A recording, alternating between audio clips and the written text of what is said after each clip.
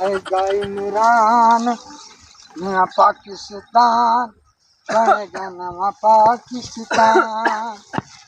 किधर अल्लाह क्या आई जाओ मैं बाबू अगर थोड़ा काम आते है निकल जाना खैर आई इस पासे तेरा आवन वाला कोई आ तो क्यों की होया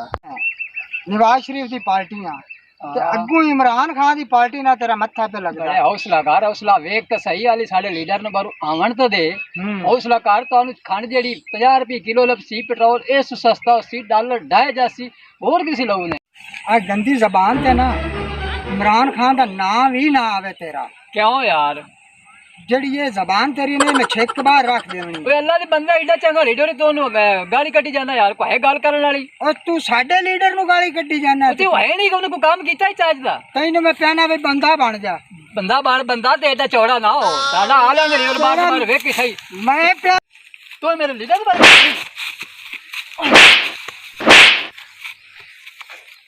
दिल दर्द तू मांदी न थई और दुर दुर दुर दा थानू की हो गया खलजीरा हो के छड़ो थानू मसला की छड़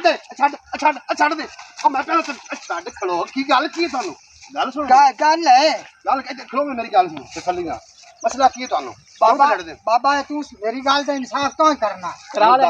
इंसाफ इंसाफ हो सी इंसाफ होने कर तू चुप रहा इन दिना मेरी गल करन दे क्यों इन मारी जाना मुल्क दे बारे च इन्हां दे मुल्क च राह की गया पिछा लुहारा दी हुकूमत है राह की गया पिछा साडी लड़ाई है कि कोई समझाओ तो सही ए नवाज शरीफ दा बंदा है नवाज शरीफ पार्टी दा ते बोल की ते इन्हां मुल्क दी तबाही कर दी यार मुल्क सवार से तो सही सबर तो करो काले क्यों पाएगा हुन तुसी मेरी भी सुन सो कि तुस आपस लड़ी रखना की सुनिए तू इमरान खान पार्टी हां तू नवाज शरीफ पार्टी बिल्कुल बड़ा यार मैंने थोड़ी जानत ते अफसोस है तुसी ना पार्टियां च की कड्डो नहीं अपनी घर दी रोटी पूरी होंदी नहीं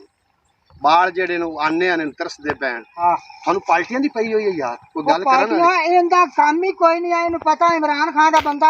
आदे मुल्के च खड़ा यार इंदा तो की नहीं बन और काल तू ना टपसे इंदा तो की यार नहीं तुसी बनदा तो मोड़ तुसी हुन मेरे को जेड़ा मेरा ख्याल कोई नहीं बनाओ नहीं जेड़ा सी बनाओ तू यार आए पहले वेखना ए आ गए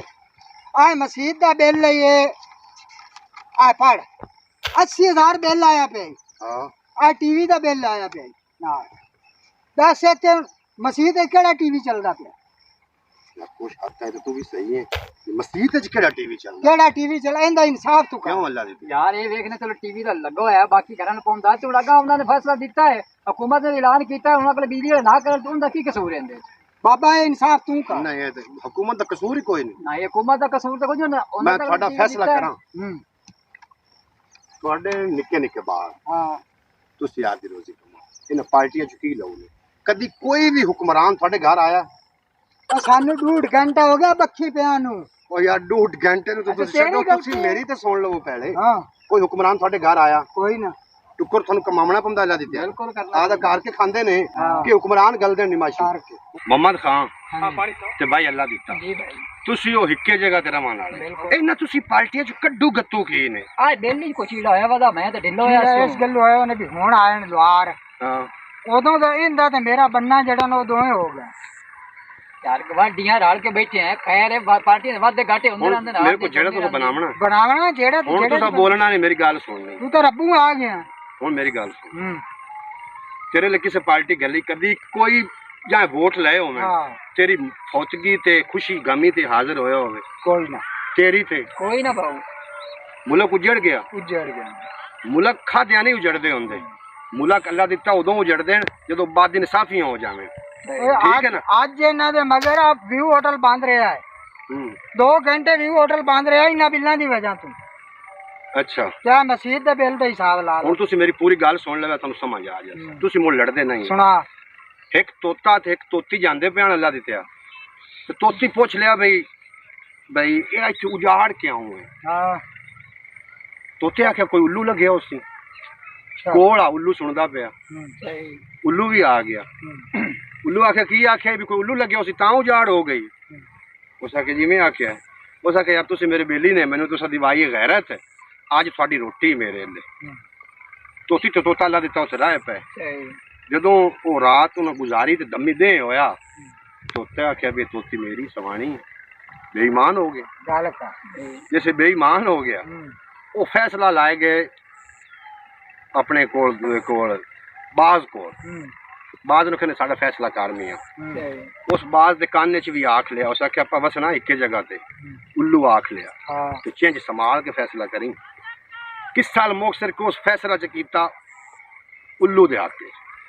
तोता बेचारा रो के टुरन लगा मगर उल्लू सद मारे खोवे ना वो खड़ो गया उस आख्या समानी तेरी ही है मैं तेन दसू असू भी उजाड़ उल्लूआ लगन नाल नहीं होंदी उत्थे उजाड़ हो ही जाती जिथे बद इंसाफी होवे और मेरे भाईओ तुसी आपस च ना लड़ो आपा एक दूसरे की फौतगी ते मरने परने ते आ जाने हुक्मरान कभी भी नहीं आ तुसी पार्टियां बाजियां छड्डो नहीं तो सुनो पार्टी बाजी छड्डो आदे बच्चों की रोजी कमाओ ते मेरे सामने तुसी मनियो ते इंदा वास्ते तौबा करो कि तुसी उस बंदे नूं वोट देसो जेड़ा अल्लाह ते अल्लाह दे हबीब दी गल करे जेड़ा इंसाफ दी गल करे जेड़ा सानू नजरिया देवे ठीक है मियां अल्लाह क्या बड़ी मेहरबानी हां मनियो ठीक है भाईजान पार्टी बाजी च कुछ भी नहीं है सारे मिलजुल करो मिलजुल कर मुल्क में संवारो आप खुद से ठीक हो गए तो हुकूमत साडी बिल्कुल ठीक हो जाएगी जी अज दा किरदार जनाब मोहतरम ये दस रहा सी कि जिहड़ियां पार्टियां ने साडे जिहड़े हुक्मरान ने या साडे जिहड़े लोग ने कदी भी साडियां फौतगियां ते या शादियां ते नहीं आए असी एक दूसरे के दुख सुख वंडदे हैं इस वास्ते पार्टियां च पै के कदी भी एक दूसरे नाल खराब ना करो फिर अमान अल्लाह